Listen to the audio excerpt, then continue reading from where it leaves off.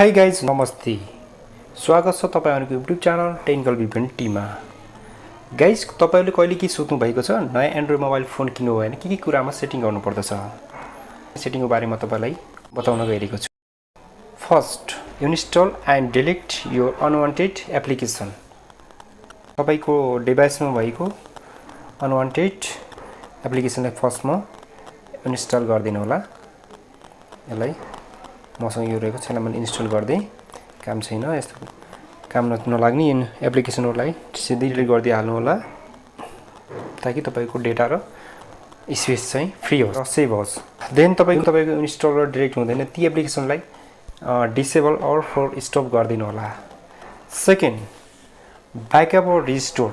तपाईको मोबाइलमा भएको, तपाईको पुरानो मोबाइलमा भएको कुराहरु, फोटोहरु, फोन नम्बरहरु, मेसेजहरु सब चाहिँ ब्याकअप गर्न लागि तपाईको मोबाइलमा ब्याकअप पनि गर्न सक्नुहुन्छ। तपाई चाहिँ सेटिङमा सिम्पली सेटिङमा गएर तपाईले त्यसलाई चाहिँ ब्याकअप पनि गर्न सक्नुहुनेछ है त। तर ब्याकअप गर्न लागि तपाईको जीमेल आईडी चाहिँ हुनुपर्छ है त। इमेल आईडी तपाईको हुनै पर्छ। तपाईको पूर्ण कुरा तपाईको यसरी आफ्नो ब्याकअप चाहिँ गर्न सक्नुहुनेछ है त गाइज। सिम्पली सेटिङमा गएर तपाईको ब्याकअपमा गएर यसरी ब्याकअप गर्न सक्नुहुनेछ।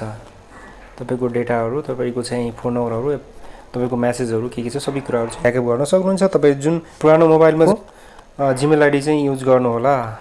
Next, user data. सिम्पली सेटिङमा जानु होला। सिम्पली सेटिङ गइसकेपछि तपाईको डेटामा जानु होला। डेटामा गइसकेपछि तपाईको यसरी तपाईले आफ्नो डेटालाई यसरी अफ गरिदिनु होला। Background data of. यसरी ब्याकग्राउन्ड डेटा अफ गर्नु भने तपाईको डेटाहरु सेभ हुन्छ। तपाईको कुन एप्लिकेसनको चाहिँ ब्याकग्राउन्ड डेटा आवश्यक पर्दैन त्यसलाई चाहिँ तपाईले सिम्पली अफ गरिदिन राख्नु होला। यसरी सिम्पली ब्याकग्राउन्ड डेटा अफ गरिदिनु भने तपाईको डेटा चाहिँ सेभ हुने सम्भावना 100% हुन्छ गाइज। अर्को रहेको छ गाइज सेक्युरिटी लक।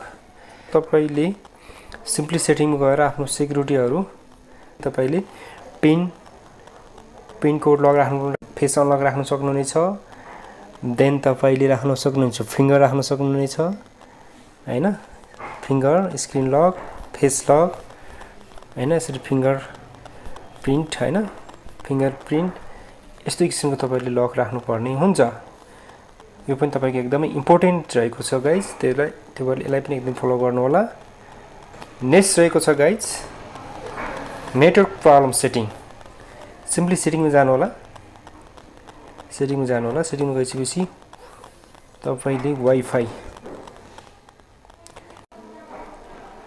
गइसकेपछि तपाईको वाइफाई कलिङ अप्सन आउँछ। वाइफाई कलिङ अप्सनलाई अन गरेर राख्दिनु होला।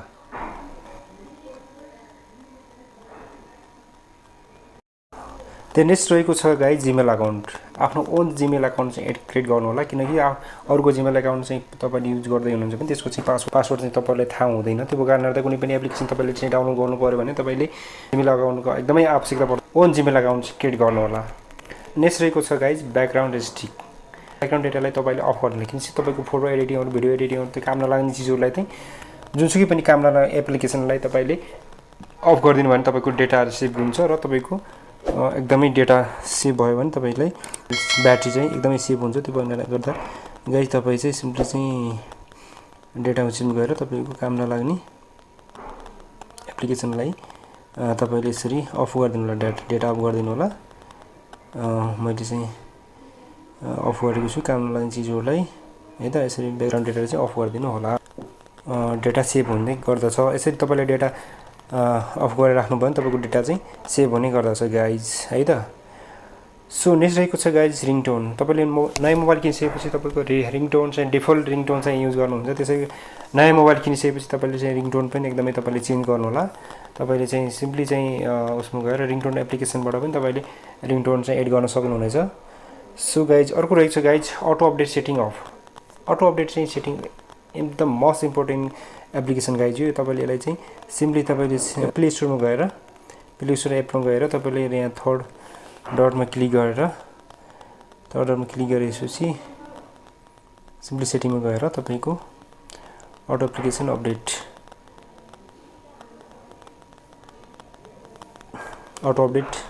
एप्लिकेसन तपाईकोमा वाइफाई छ भने यसरी ओन्ली वाइफाई गर्नु होला हैन। वाइफाई गर्नु होला। वाइफाई छैन भने चाहिँ डन्ट अटो अपडेट यसरी गरेर डन गरिदिनु होला। त्यसरी यसरी तपाईँले चाहिँ आफ्नो एप्लिकेसन चाहिँ अफ गरिदिनु भयो भने तपाईँको डेटा पनि सेभ हुन्छ, प्लस तपाईँको ब्याट्री पनि एकदमै सेभ हुन्छ। त्यो कारणले चाहिँ नयाँ मोबाइल किनिसक्नु भएको छ भन्दाखेरि यो चाहिँ सेटिङ गर्न चाहिँ एकदमै नबिर्सिनु होला। Then last and important setting रहेको छ guys. Last and important setting भनेको तपाईँको छ आइएमइआई नम्बर। तपाईँको कुनै पनि तपाईँले नयाँ मोबाइल किने, मोबाइल चाहिँ लस भयो होइन, तपाईँको मोबाइल चाहिँ हरायो भने, तपाईँको मोबाइल चाहिँ लस भयो, चोरी भयो भने चाहिँ तपाईँले चाहिँ रिपोर्ट गर्नको लागि तपाईँको आइएमइआई नम्बर चाहिन्छ। त्यो कारणले गर्दा आइएमइआई नम्बर *#06# दाबेर तपाईँको यसरी आइएमइआई नम्बर आउँछ। यो आइएमइआई नम्बरलाई स्क्रिनसट गरेर राख्नु होला कि तपाईँले आफ्नो मोबाइल चोरी भयो यताउता भयो भने तपाईँले यसरी तपाईँले रिपोर्ट गर्न सक्नुहुन्छ।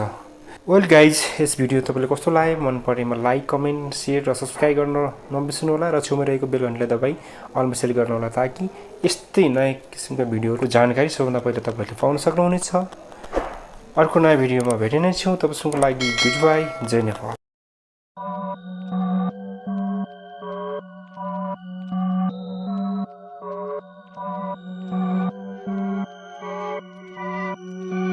Chucky B.